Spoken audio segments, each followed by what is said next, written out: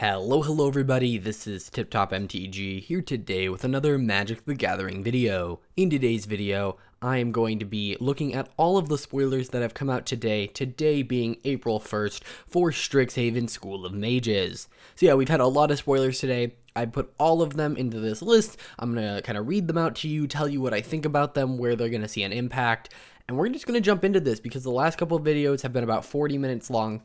I'm trying to keep this one under 30, so why don't we jump right into this. Starting off, we have Letter of Acceptance. It's a 3-cost artifact. Tap to add 1 mana of any color. Pay 2, tap, and sack it to draw a card. So it's a more expensive Mind Stone that can tap for any color of mana, and it costs 1 extra to sack and draw a card. I don't think this is necessarily an amazing card, but the amount of mana rocks in Standard is going up, and I think a big part of that is the fact that Prismari likes expensive spells, and red and blue are not typically colors known for ramping. So this is a way to let any color ramp, and in my opinion, giving every color a way to ramp and more options for that is always good, especially at the common slot. Next, we have Team Pennant. It's a 1-cost artifact equipment. Equipped creature gets +1/+1 and has Vigilance and Trample. Equipped to creature token 1 or equip 3. Alright, if you're paying Equip 3, this is pretty overpriced. If you're paying for the Equip 1, it's not bad. However, I don't like the idea of equipping tokens just because tokens are already very removal heavy when it comes to like bounce spells. So if your opponent can turn a bounce spell into a kill spell and then they also get to make you pay a bunch of mana to re-equip this, it's even better for them, and so I'm not a huge fan of this. Also, typically with tokens you want to go wide, not big, but if you're in one of those decks that wants to make a really big token, this might be a card for you. Next, we have Square Up. It's a 2-cost green or blue instant. Target creature has base power and toughness 4/4 until end of turn. Now, the fact that it's a hybrid card I think is very interesting. We typically don't see this effect in green. It's typically very, very blue. However, hybrid cards tend to generally bend what is allowed, and we have seen something like this with Kenrith's transformation from Throne of Eldraine. So it's not like green's never done this. It's just a little bit weird to see it here. I actually really like the art on this card, and if I can find it, it's probably going to be the thumbnail for this video. But yeah, I just thought I'd mention that because it's something I don't really talk about, but I love the squariness of it, even though it's technically not a square.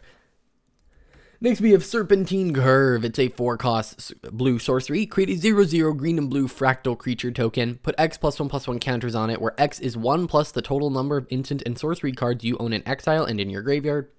It's a 1+, so that this is never a dead card, but also to make sure that, you know, it counts itself kind of in this cost. It's not my favorite thing. We saw a card very similarly in blue and red in War of the Spark, where it kind of amassed equal to the number of instants and sorceries in your graveyard.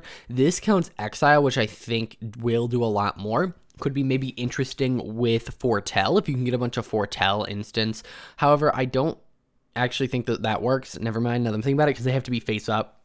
And Foretell puts them face down, but you might be able to do something interesting with this. However, it is a common. I'm not going to really say it's going to have any playability. However, it is one of the more interesting effects, and it synergizes with a couple of the guilds, or the schools that are wanting to put things in the graveyard, like Lorehold and probably more importantly, Prismari. Hence, you know, the reason, or not Prism, well, yes, Prismari, but this is saying it's a Quandrix card, which it is because of the fractal thing, but this seems more like a half Prismari, half Quandrix card.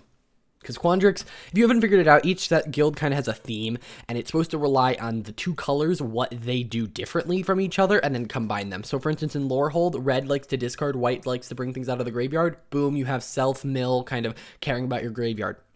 Prismari, green likes to ramp and blue likes to put counters, but green likes to put counters too, even more than blue does. Did I say Prismari? I keep mixing that up. Quandrix, blue and green, that's what they do. Prismari is all about big spells. So you get the kind of temporary ramp of like blue and red kind of both have that, but mostly red, and then you get the big effects that blue but also red has. So like that one isn't necessarily as clear to me as well, because they're all about big spells, and you could say you get like the comboiness or the engine, like value engine-iness of blue with the big nonsense that red does. You combine those together, you get Prismari. And you're going to notice we have something new today, but it's not related to this card at all. This is Expel. It's a 3-cost white instant, exile target tapped creature. This is very similar to a historic card I can't think of the word or the name, but I think it's Cast Out. It's a 2-cost enchantment, exile target. It might be tapped, but it also might be attacking, but I think it's tapped. And it has flash, and if they destroy the enchantment, they get it back. So this costs 1 more than that, but they can't get it back. I think it's a pretty decent card. It's not going to really see play in Constructed. We just have better cards than it, in my opinion. However, in Limited, this is a pretty big card that can do a lot of stuff, but that's true of most removal spells. So this is just your limited removal spell. Next, we have Mathematician. It's a 3-cost green and blue creature, human wizard 2/2, and when it enters the battlefield, create a 0/0 green and blue fractal creature token. Put a +1/+1 counter on each fractal you control. So it's creating a 1/1, so you're getting a 2/2 and a 1/1 for 3, but if you control a bunch of fractals, this actually isn't that bad of a payoff. Think about if you had a wolf that when it ETB'd, it created a wolf and then put a counter on each wolf. For 3 mana, that doesn't seem awful. It's not my favorite, but if you are going with the fractal thing, this may be a card for you. Next, we have Quandrix Cultivator. This is a 4-cost green, and then green or a blue, and then a blue. For a creature, Turtle Druid, 3/4, and when it enters the battlefield, you may search your library for a basic forest or island, put it onto the battlefield, then shuffle. This is honestly one of the lamest of the cycle, because there's been a cycle of them with the weird mana symbol in the middle, and this one's the most boring. It's like, yep, you ramp. And I'm not saying it's necessarily a bad card. You could flicker this and do something with it, but I just want you to consider the fact the only difference between this and Solemn Simulacrum is that the land enters untapped. So theoretically, if you're doing flickery nonsense, you might be able to do more with it, but Solemn Simulacrum has an effect when it dies and lets you draw a card. It's also in colorless and is way less color restrictive. So I definitely prefer that. Also, Solemn Simulacrum can go get any basic land, not just a basic forest or island. So I think, honestly, Solemn Simulacrum's a better card, and it's a colorless card. So I just wouldn't run this. Next, we have Crackle with power. It's XXX and red. For a sorcery, Crackle with power deals 5 times X damage to each of up to X targets. So with X spells, I like to kind of break them down by mana cost. So for instance, for 1 mana, you are dealing 1 times 5, so you're dealing 5 damage to 1 target for 5 mana. That's not great, but it's not awful. A lot of times X spells for 1 aren't good. The second you make it 2, you are dealing 10 damage to 2 targets for, that would be at that point 8 mana, so that you're kind of getting this 2 mana advantage here, but 8 mana is a lot, and anything past that, you're pretty much just killing them outright. In Commander, you're probably going to want to pay at least 3 into X so that you can hit everybody. It seems really, really good, and it is, for 12, if you pay 14 mana, you're dealing a lot of damage. Like, it's one of those cards that can just win you the game on the spot. It's a way to turn infinite mana into a game win. However, it just seems so impractical to me, and I feel like, anything past 1, X equals 1, you're just kind of going to not be able to get there, especially in Standard and Historic. And again, looking into Commander, you might be able to do something with this, but it's not like Commander doesn't already have a card like this. There are lots of cards that do the same effect, and if you're using this as an infinite mana payoff, it doesn't matter that it deals 5 times X damage. Just use any of the other spells that do something like this normally. So unless you can maybe, I would say cheat it out, but you need to pay X. If you can maybe, reduce the cost of it, or, I don't know, do something weird with it, I really don't see this being that great. Again, unless there's some big combo. And it's also a sorcery, so it's not even like you can do some weird instant speed, like tap untap all your lands. I don't know.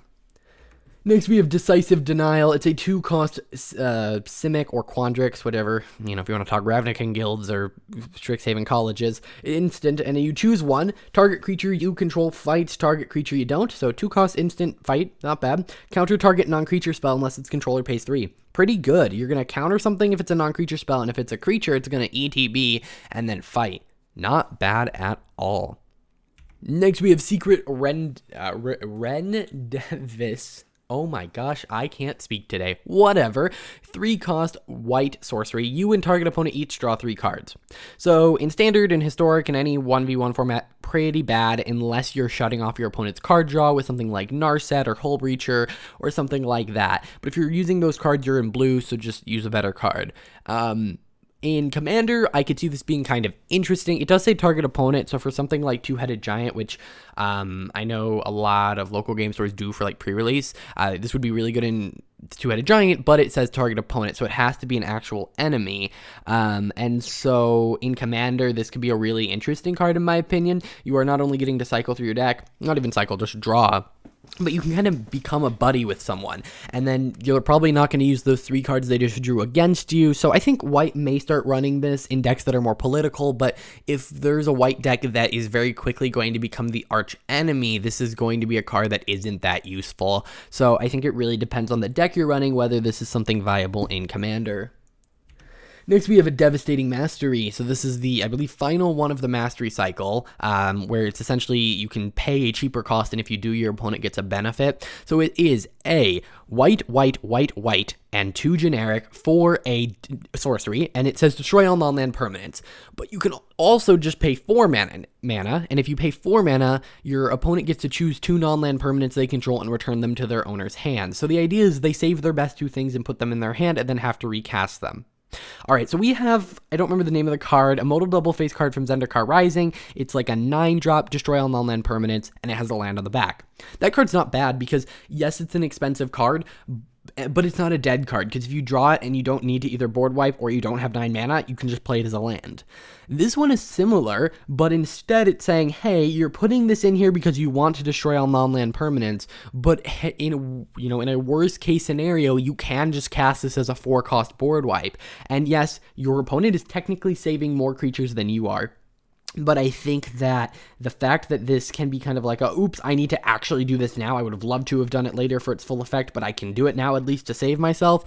I think that adds some potential. Then again, I just don't know if it's that great, especially with decks like Yorion that have lots of things with ETB triggers. This might end up helping your opponent too much. So I think it really depends on how the meta forms, whether this will be a good card or not. And maybe because of that, it becomes a sideboard card. For instance, if your opponent's playing like lots of expensive things, maybe this is really good against them, because even though they are bouncing things to their hand, they're having to pay for expensive cards. So I think it really just depends on how the meta forms. Next, we have this card, which needs to be translated. It is Esoteric Subtraction. 2-cost, blue instant, target creature gains -4/-4 until end of turn. Just note, these are translations, so the wording's going to be slightly off. And then learn, instant speed, learn with a slight effect. Remember, anything with learn is a cantrip, so it's already pretty okay, but it is just a common. Next, we have this card, Frog Mystic, 2-cost blue creature frog wizard, 2/1 with flash, and when it ETBs, target creature an opponent controls get -1/-1 until end of turn. Pretty lame, pretty boring, only a limited card. Next we have Unstable Transformation. It's a 2-cost blue sorcery lesson. Until end of turn, target non-land permanent loses all abilities and becomes your choice of a frog creature with base power and toughness 1/1 or an octopus with base power and toughness 4/4. So the idea is if you're targeting your opponent's creatures with this, you're making them 1/1s, and if you're targeting your own creature with this, you're making it a 4/4. Now, why does this card make sense and why is it included? Well, Quandrix, which is Simic, they care about making lots of mana and counters. And so that's kind of the 2 things they do. And a lot of the way they do it is by making 0/0s with X counters on them, where you can pump mana into it. Here's the thing about 0/0s that enter with counters. Normally, let's say we have a 3-drop and it enters the battlefield with 3+1/+1 counters on it, and it's actually a 0/0. If you can turn it into a 4/4, it gains 4 power and 4 toughness. As opposed to turning a 2/3 into a 4/4, the 2/3 does not become a 6/7, it becomes a 4/4. So with creatures with counters, this becomes a lot more powerful. But it also has the ability to target your opponent's stuff. And on top of that, it is a lesson, meaning you can go tutor for it. Honestly, this card seems really good to me. Next we have this card, which is Talent Exam. 2-cost blue instant, counter a target instant or sorcery spell. Search that player's graveyard, hand, and library for any cards with the same name as the countered card and exile them. That player draws a card for each card removed from their hand this way. So we've seen this effect in black. Normally you're searching their library for a card you named or for a card maybe you killed. This is something I think new to blue that I've at least seen, and I think it's going to be really interesting. It'll really prevent the, any instant or sorcery spell from becoming too dominant, because if it is, this just gets played, and when it does, if there's a win con and it's an instant or sorcery, for instance, an ultimatum, this is going to become a lot more of a played card. So I expect this card to be a sideboarded card a lot.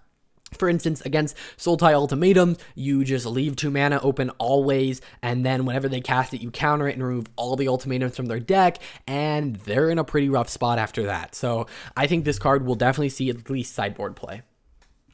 Next, we have this card. It is Dream Strix. It's a 3-cost blue 3/2 with flying. Not bad. Pretty good stats for a blue creature, but when it becomes the target of a spell, sack it, including your own spells, and then when it dies, learn. So it's a higher power than you would normally get on a blue flying creature, but it's way more vulnerable. But the thing you have to think about is there aren't that many decks that are, really going to be able to take advantage against this. For instance, if it said Aura ability, I would say it's bad because planeswalkers can target it, whatever, and in limited it is much more likely to die to that ability, but in standard, for instance, if it's being targeted with a spell, it was probably going to die to the spell anyway, and it actually might be an advantage because it kind of helps prevent it get from getting exiled, which means you can get the learn trigger. Again, remember, anything with learn theoretically is a cantrip for a card that you need. So yeah, I actually think this is pretty good and could be kind of annoying. Next, we have Access Tunnel. It's a land you can tap to add colorless, and you can pay 3 and tap, and target creature with power 3 or less can't be blocked this turn. I saw a lot of people talking about some Prismari cards, and also Lorehold cards, that want to hit your opponent, and this works really well with them because a lot of them are like 2 power, but they have double strike, and they have like an on-hit effect. So yeah, that's going to be pretty good there. Interesting to see this. I believe it's very similar to Rogue's Passage, but slightly worse, if I'm not misremembering. Next, we have Inkling Summoning. There's been one of these for every college. It's a 3-cost, white or black, sorcery lesson. Create a 2/1 white and black Inkling creature token with flying. It's essentially a way to put creatures in the lesson slot. You might throw a couple of these in your deck just so that if you need a creature, Learn can go get you one, but it's generally not that great. However, I will say that Strixhaven, oh my gosh, Silverquill probably is one of the better ones, and that's because of what Silverquill's trying to do. This one was a little less obvious than some of the other colleges, but it seems like they are +1/+1 counters and tokens matter, along with the slight sacrifice theme, which makes sense because if you're making tokens, you want to sacrifice them, and I think that's a really awesome angle to go from. White likes to make tokens, black likes to sacrifice things. That's the difference between them. Combine them, and you get sacrificing tokens, and that works really well. It's up there with Lorehold in terms of how much I like it, but they did add a lot of +1/+1 counter nonsense, and I don't necessarily think +1/+1 counters and sacrificing things really go in the same deck. Next, we have Closing Statement. It's a 5-cost white and black instant, but if you cast it during your end step, it costs 2 less. You can destroy target creature or planeswalker you don't control, and put a +1/+1 counter on up to 1 target creature you control. Honestly, this isn't bad. During your end step, it's a 3-cost white and black instant that destroys target creature or planeswalker, and then also gives you an upside. So I actually think this could see some play. The big disadvantage is that you're tapping your mana at your end step, meaning that your opponents maybe don't have to worry about your interaction. So I would say outside of that, it's a pretty good card, but it will not let you be as interactive as you might want to be on your opponent's turn, so that may be enough of a detriment. However, you can always just cast it for 5. There's nothing saying that you can't. So maybe that's just enough of a benefit where this could see play, but I don't know. I think 5 is a little steep. Next, we have Dramatic Finale. It is a white or a black, a white or a black, a white or a black, and a white or a black. So, 4 hybrid Orzhov enchantment. Creature tokens you control get +1/+1. So boosting up all those tokens, and whenever 1 or more non-token creatures you control die, create a 2/1 white and black Inkling creature token with flying. This ability only triggers once each turn. So essentially, whenever the first thing dies on your turn, actually not even on your turn, just anywhere, you get a 2/1. It also doesn't say, no, it does say non-token. Okay, I don't get why it only triggers once each turn. This is kind of an expensive spell. So when your first non-token creature dies, that, and it has to be something you control. If it wasn't something you control, I'd understand this, but it's, a non-token creature that you control has to die and you get a 2/1, which is really a 3/2. I guess it's not bad. I just expected a little bit more, although I could be really misjudging this. Next, we have Necrotic Fumes. It's a 3-cost black sorcery lesson. As an additional cost to cast the spell, exile a creature you control, exile target creature or planeswalker. Not bad. It's like a Blood for Bones, which makes you sack a creature to destroy a creature, but you're doing it with exile. It also has Lesson. The issue is because it's not letting you sack a creature, you're going to lose a lot of value in those sacrifice-based decks, and that might be why it is done this way. However, again, maybe you throw this in your sideboard just because it is a Lesson, and if it happens to be the right situation, you go get it. I think Lessons can be pretty bad and still see play because of, it's just like, oh, this is only good in very specific situations. Well, good thing it has Lesson. Next, we have basic Conjuration. It's a 3-cost green sorcery lesson, rare. And look at the top 6 cards of your library. You may reveal a creature card from among them and put it into your hand. Put the rest on the bottom of your library in a random order. You gain 3 life. Yeah, seems pretty good. If you need a creature, yeah, get this out of your sideboard. If you don't, you're probably not running this in your deck because it's a little expensive for that. And the 3 life just seems a little tacked on. But if you're running mono green life gain, maybe you do something with that. Next, we have this card, which can be translated into Leyline Invocation. It's a 6-cost green sorcery. Create a 0/0 blue and green fractal creature token and put X +1/+1 counters on it, where X is the number of lands you control, which is going to be probably at least 6, but honestly, this is just for limited and won't see any play. Next, we have this card. It can be translated into Fracture. It's white and a black for an instant. Destroy target artifact, enchantment, or planeswalker. This is really good. If you're running Azorius, you're probably now running this card. Yes, it doesn't destroy creatures, and I'm not saying that's necessarily the case in Standard, but if you were running any sort of mono white artifact and enchantment removal, now you have this, which can also destroy a planeswalker. So I think any of those slots that were taken up by something that's white and destroys artifacts and enchantments, it is now being taken up by this. Of course, it is a little bit more color restrictive, but I still think that it is really good. Next, we have Umbral Juke. It's a 3-cost black instant. Target player sacrifices a creature or planeswalker, and then you can create a 2/1 black inkling creature token with flying.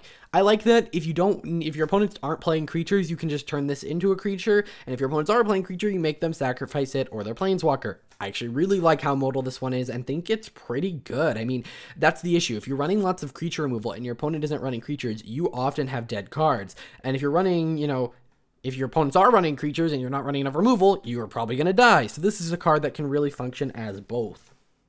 Next, we have Charge Through, 1-cost green instant. Target creature gains trample until end of turn. Draw a card. Really don't see this making much of an impact unless Green Storm becomes a thing in Historic, as we are getting a bunch of Storm cards. But yeah, that seems highly unlikely. Next, we have Double Major. This card's kind of crazy. It's green and a blue for an instant. Copy target creature spell you control, except it isn't legendary if the creature is legendary.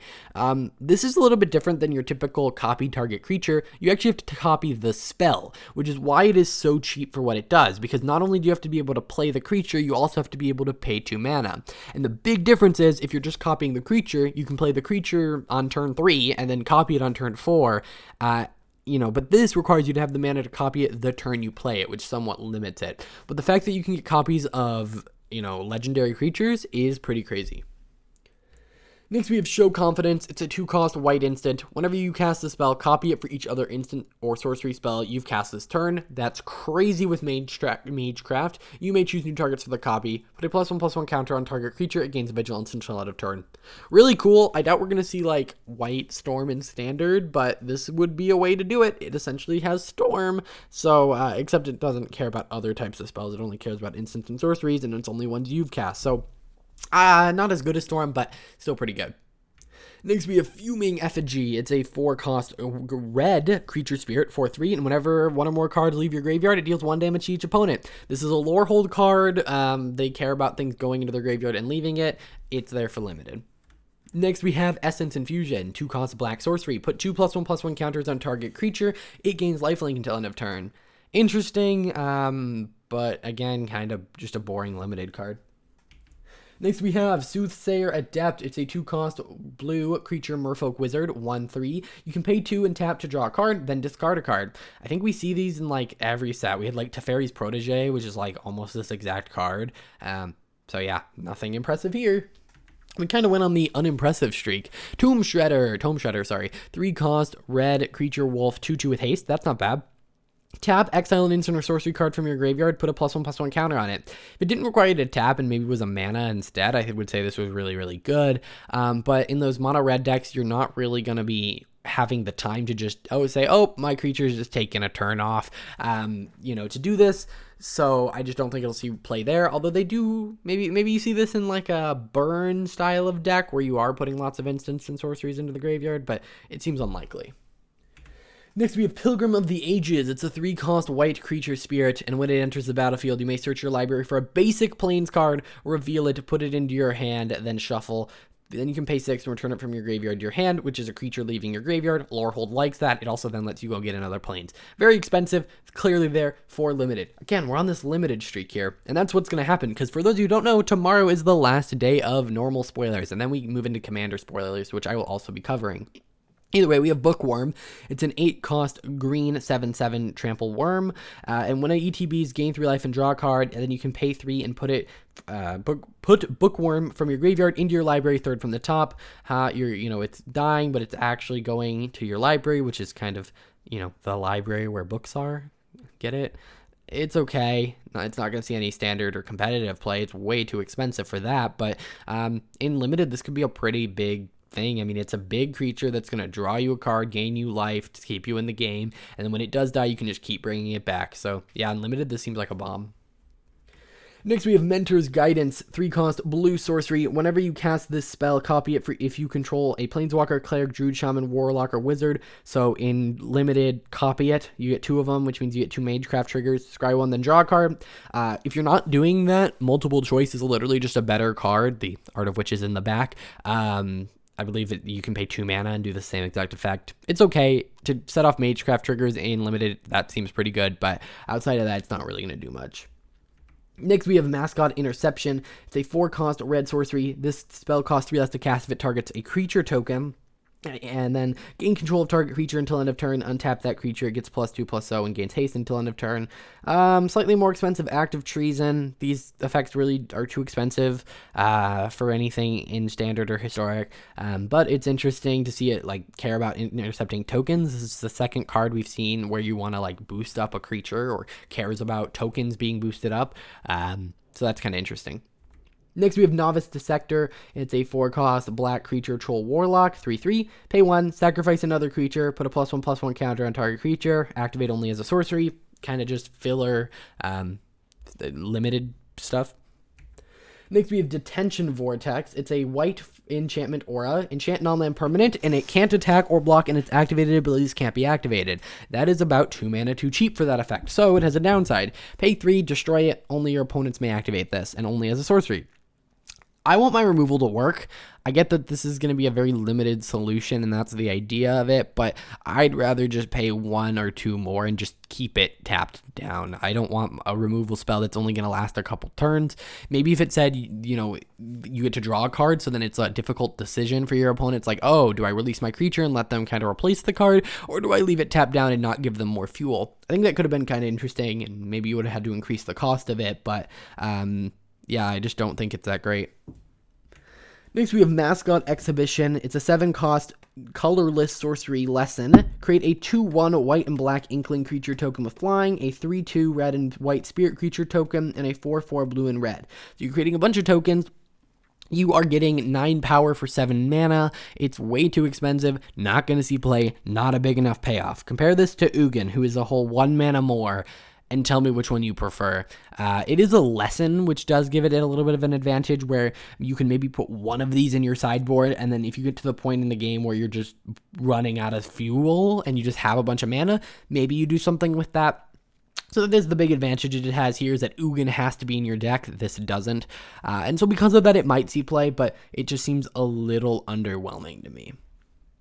Next, we have Exponential Growth. XX, green, for a sorcery. Until end of turn, double target creature's power X times. So if it's a 2-cost, and you double it 3 times, you're going to double it to 4, then double it to 8, and then double it to 16. So hence why it's Exponential Growth. So if you can dump a lot of mana into this, you can get a really big creature. It is at sorcery speed, so your opponent is going to see it coming, but I actually think this is a really interesting card. It reminds me a lot of that Mythic that, did triple X damage, but this one seems a little bit more reasonable. Paying 4 mana to double the target creature's power is a bit expensive when you compare it to God Eternal Ronus from War of the Spark, who doubled all of them and was a creature that kept coming back. But the fact that you can then maybe pay 6 mana and kind of quadruple something's power, that's where you start getting into the really powerful stuff. And pretty cool. Next, we have Symmetry Sage. It is a blue creature human wizard at 0/2 with flying, and whenever you cast or copy an instant or sorcery spell, target creature you control has base power 2 until end of turn. That is not a may, you have to do it, but of course you can always just target the same creature over and over again, and that's probably Symmetry Sage because it has 0 power. So essentially, it's a 0/2 with flying that when you cast an instant or sorcery, kind of gets enough power to attack. And then we have Vanishing Verse, white and a black for an instant, exile target mono-colored permanent. This might seem kind of interesting, but I just don't think you'll see any play. We've seen cards like this in the past, and they just don't see play because it's so inconsistent. But maybe in some universe where there's a mono-colored deck that cares about its permanents being exiled, and that's a bad for it, maybe this will see play in a sideboard, but I highly doubt it. And then we have Promising Dusk Mage. It's a 3-cost black creature, human warlock, and when it dies, if it had a +1/+1 counter on it, draw a card. Just fodder for the deck, sacrificing things, putting counters on things. Yeah. Alright guys, so that is it for this video. I did not reach my goal of under 30 minutes, but I wanted to get through them a little faster, so I didn't feel like I was wasting your time at all. If you enjoyed this video, hit that like button, subscribe. I will see you in the next one.